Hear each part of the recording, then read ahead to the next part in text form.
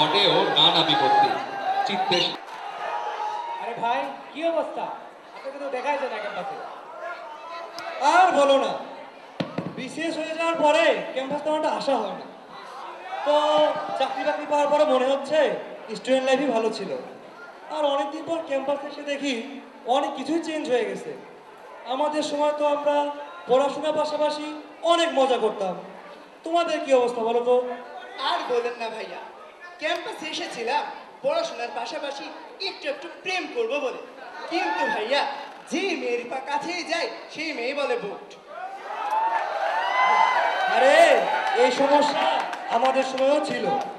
আমারও ইচ্ছা ছিল আমি যখন ফার্স্ট ইয়ারে ভর্তি হই পড়াশোনার পাশাপাশি কো কারিকুলার অ্যাক্টিভিটিস হিসেবে একটু একটু প্রেম করব।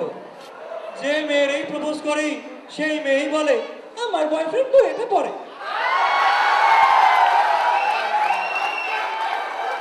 আর ওদিকে আমাদের এক বড় ভাই ছিল মিলন ভাই, সে কি করতো জানো? 2 হাতের নিচে 2 হালি মেয়ে নিয়ে ঘুরতো। কিভাবে ভাইয়া? শুনবে সেই কাহিনী? শোনো তো।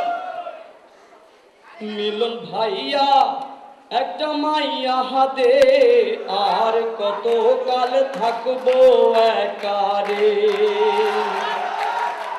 ফার্স্ট ইয়ারের মাইয়া ফার্স্ট গিয়ার, মাহিয়ারে পড়লাম প্রেমের পার। মাহিয়ার পছন্দ ডাক্তার ইঞ্জিনিয়ার।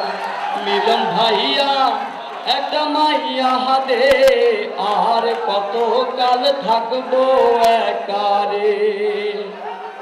আমার ময়না এখন সেকেন্ড ইয়ারে, ময়না পৌঁছে গিয়াছে সেকেন্ড গিয়ারে। লেকচারার ছাড়া ময়নার পছন্দ হয় না রে।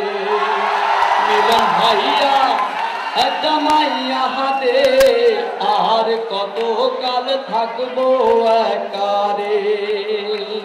থার্ড ইয়ারে কেমন বিয়ে হয়ে গেছিল ভাইয়া? থার্ড ইয়ারে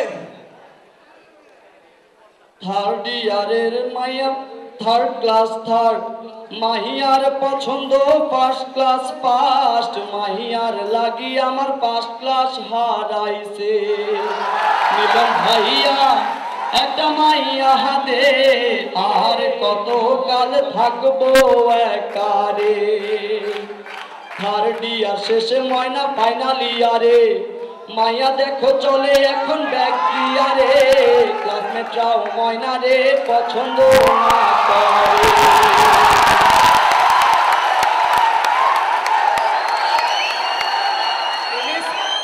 থেকে ভাইয়া বিয়ে হয়ে গেছিল।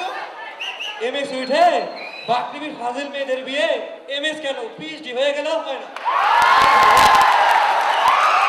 এমএসে উঠাও ময়নার হইল না কিছু, ময়না ঘুরে এখন জুনিয়রের পিছু। বিয়ার বয়স পার হইয়া গেছে।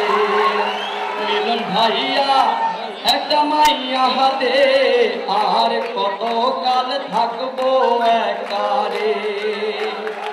এমএস শেষে আমার বিসিএস জব, লেডিস হলে আমার কদর খুব। লেডিস হলের কোণে রাইতে ঘুমাইতে না পারে।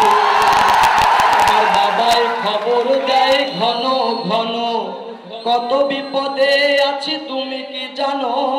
ঘটকের জ্বালায় বাবা ঘুমাইতে না পারে। রূপের মাহিয়া দেখ না চাইয়া হারে, এখন আমি আছি টপ গিয়ারে। এখন আমি আছি টপ গিয়ারে।